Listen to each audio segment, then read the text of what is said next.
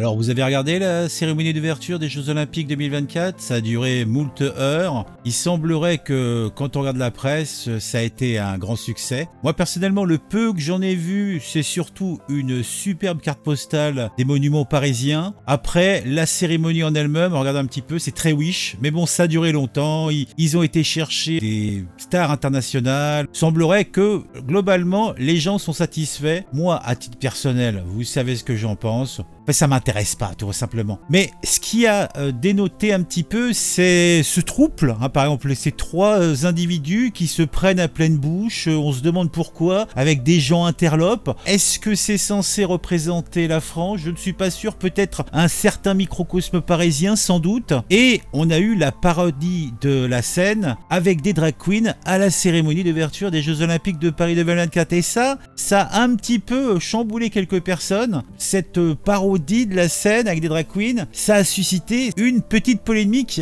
On sent comme un petit relent de christianophobie et de mauvais goût. La fille aînée de l'église, donc la France, est-ce que elle doit s'enorgueillir d'avoir été à l'origine de cette séquence télévisuelle? Je suis pas certain. Mais bon, certains vont même jusqu'à dire que cette nouvelle France républicaine renie et offense les chrétiens. Les réactions internationales ont été sur ce point des plus mitigées, certains téléspectateurs étant choqués, d'autres voire méprisant. Marion Maréchal a dénoncé cette provocation comme étant l'œuvre d'une minorité de gauche et elle l'a fait à destination de l'international en anglais, of course. Eh ouais, elle est comme ça, la petite dame. Hein.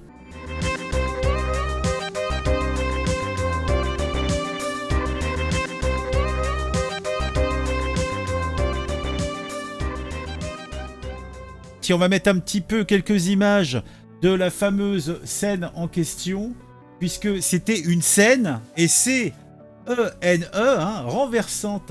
Donc, prenant le monde pour témoin, la France a saisi l'occasion des Jeux Olympiques pour officiellement se renier, grimant le tableau de Léonard de Vinci, des drag queens obèses et surmaquillées, et ouais, elles étaient surmaquillées, ont figuré hilar la scène. Alors au centre, on a une drag queen qui incarnait le Christ auréolé, entouré de ses 12 apôtres. Ouais, les apôtres étaient beaux comme ça.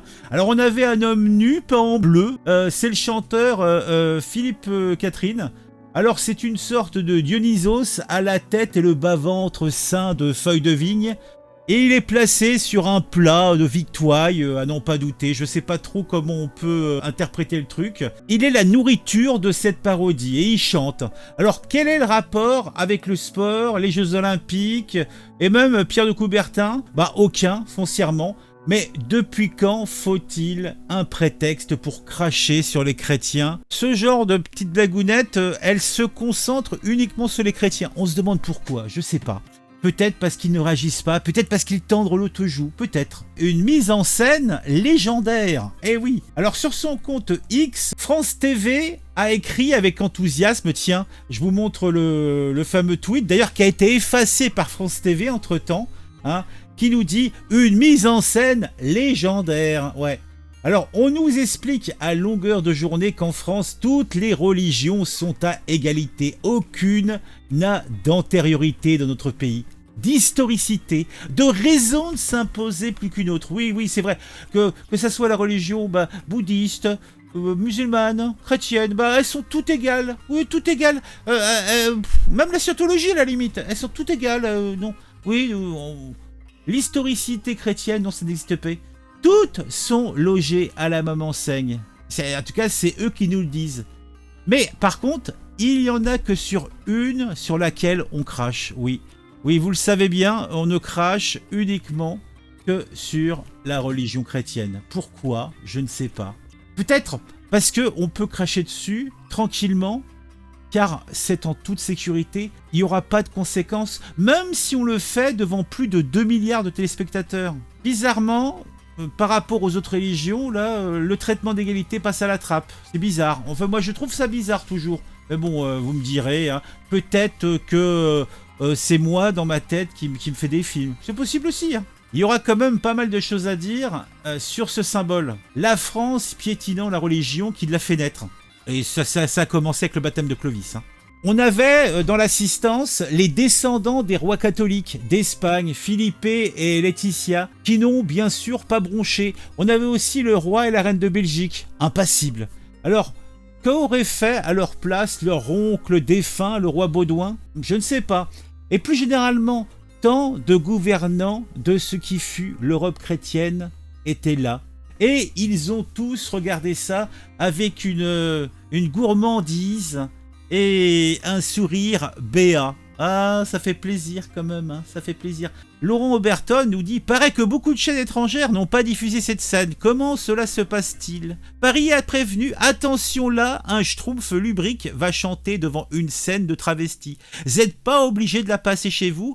On le fait juste pour humilier nos gueux, lol. » Par contre, niveau réaction internationale, si les dirigeants n'ont pas moufté, on l'a vu, de nombreux téléspectateurs à l'international, notamment en Asie et en Afrique, ont été profondément choqués. Les concepteurs de spectacles, et plus grave, ceux qui, au gouvernement, l'ont validé, semblent ignorer que tous les chrétiens à travers le monde ne sont pas habitués, comme nous autres Européens, à être brimés toute la sainte journée.